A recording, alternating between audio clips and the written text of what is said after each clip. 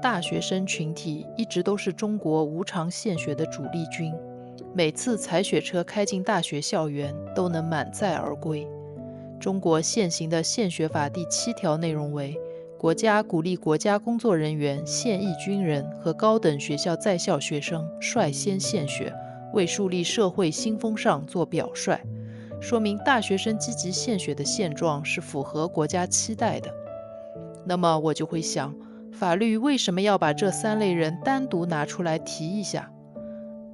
国家工作人员和现役军人还比较好理解，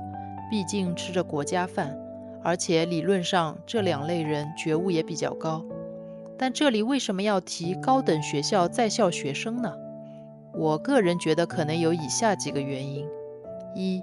国家培养大学生都是花了钱补贴的，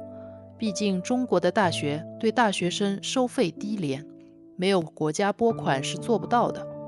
每个大学生都享受了国家的好处，所以国家有这个资格倡导大学生群体履行一定的社会义务。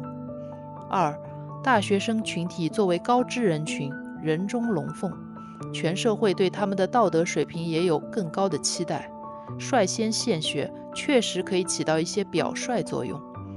但法律为什么不说鼓励拥有大学学历的民众率先献血，而是要强调在校学生呢？就是我要说的第3个原因。在校学生是个有组织的群体，就跟国家工作人员、现役军人一样，有统一管理，这样在具体开展无偿献血工作时，可以更加系统高效地组织运作。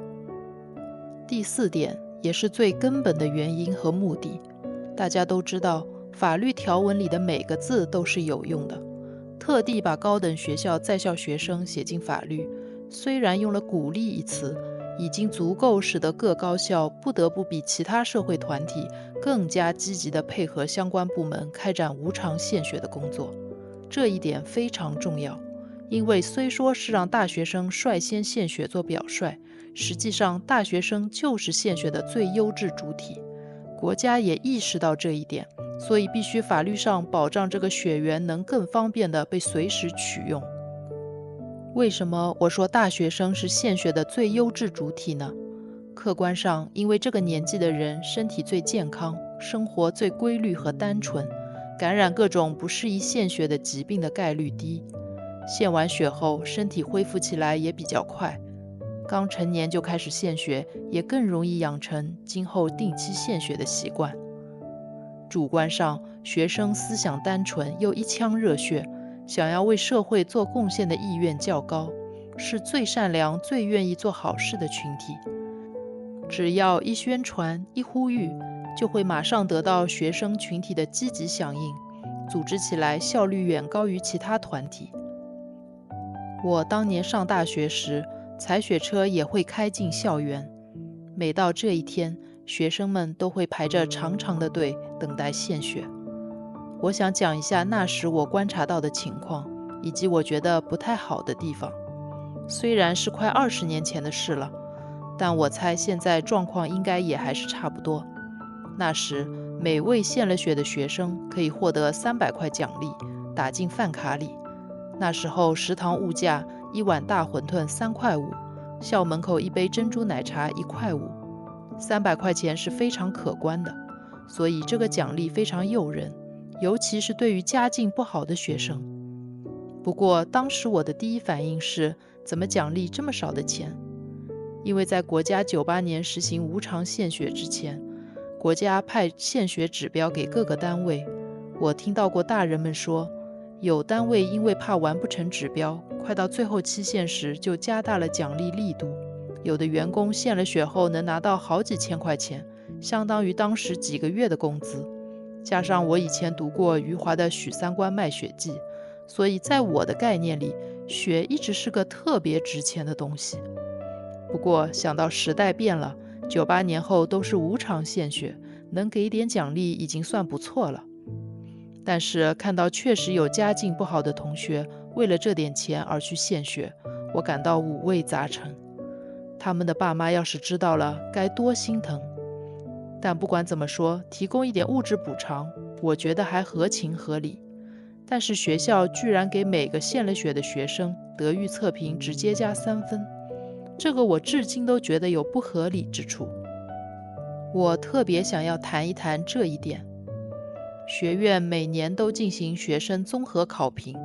主要考察学习成绩，也有思想品德的部分。综合考评分数排最前面的那些学生就可以拿1、2、3等奖学金。前几名竞争很激烈，学生的考评分数往往非常接近，甚至有些只差0点几分。但是这个无偿献血可以直接在这个综合考评里的德育测评那一块额外加3分，也就是综合考评分一下子就提高了3分，那是一个非常大的幅度，可以一下子拉开差距。所以那些学习优秀的学生基本上都会去参加无偿献血，不献血的话，除非学习成绩遥遥领先，否则可能就与奖学金无缘了。关于这件事情，当时我和我的室友们还讨论，大家其实都觉得有些不合适，总觉得哪里怪怪的。大家还开玩笑说，谁要是去捐个骨髓，估计1等奖学金就稳了。我后来仔细想了一下，学校这种加3分的做法已经不只是利诱了，实际上存在一些威逼的成分。那些学习成绩优秀的学生，他们把每年拿奖学金作为自己很重要的目标，尤其是家境不太好的学生，为了几千块奖学金刻苦学习，勤奋自律。他们的思想非常单纯，目标非常明确。如果因为没有参与无偿献血而与奖学金失之交臂，会让人非常懊丧。所以他们即使有人不想献血，实际上不得不参与献血。我们班上有位同学是奖学金争夺者，他感冒刚刚好转，但为了能顺利献血，他在填表格时隐瞒了这一情况。他本身偏瘦小，抽完血后脸色煞白，差点晕倒，被人搀扶到边上休息了很久。他的父母要是亲眼看到这个情况，该多么心疼。我的想法是，虽然无偿献血确实可以体现道德高尚，但是可以通过其他途径进行表彰。直接在最重要的奖学金评选中加3分，力度实在太大，对身体客观上不能献血的学生，比如体重未达标或者身患疾病的学生，就是一种不公平，甚至可以说是一种歧视。而对于那些主观上并不想献血的学生，会形成一种强烈的压力。鼓励和表彰无偿献血无可厚非，但不能同时对没有献血的学生形成一种事实上的打压。学校领导在做决策时，不能以一种高高在上的姿态，想当然的一拍大腿就决定了，应该深入体察学生们的真实生活状态和思想状态，应该考虑到所有学生的福祉，建立一种更加公平的表彰机制。我知道每个大学做法各异，有些大学就合理很多，比如献血可以抵扣志愿服务的时长，我觉得就比较公平。我的一位室友献血时，听到一位抽血的护士用调侃的口吻说，大学生也太积极了，排那么长的队，用不了那么多，不要再来啦。这位室友是本地人，他献血后过了1年，他妈妈做手术输了血，他用他的献血证确实减免了一些费用。其实我自己对无偿献血的人也是非常感激的，因为我妈以前也做过手术，输过血，所以我的感激真是发自肺腑的。但是我希望每个做善事的人是真的出于善意，不应该有任何被软性逼迫或误导的成分在里面。我也希望关于献血对身体的影响可以得到更充分的科学研究。我知道偶尔献血肯定问题不大，但现在官方以及国际组织都鼓励定期献血，官方还把定期献血的人拿出来当人物模范来宣传，还上过热搜。我觉得这些人的奉献精神是非常好的，但是客观上对身体的影响，科学论证是否已经充分到可以鼓励大家都这么做，我有一些怀疑。我身边有一个个例，是我爸的朋友，他年年义务献血，每年2次，献的是全血。这个朋友曾说，他已经习惯了，要是到时间了不抽血，他就感到血管发胀，浑身难受。可是后来他退休了，到了年龄不能再献了。他后来很快就去世了。我不能说他的去世和他长期献血的习惯有因果关系，但至少提醒了我们，应该做长期充分的科学研究，追踪那些长期献血者们不再献血后身体会发生什么样的变化，调查他们平均寿命是否受到影响。无偿献血的行为毫无疑问是伟大的，社会都需要广大群众奉献爱心来维持医疗的需求，但是不能为了鼓励大家献血就故意只挑好处说，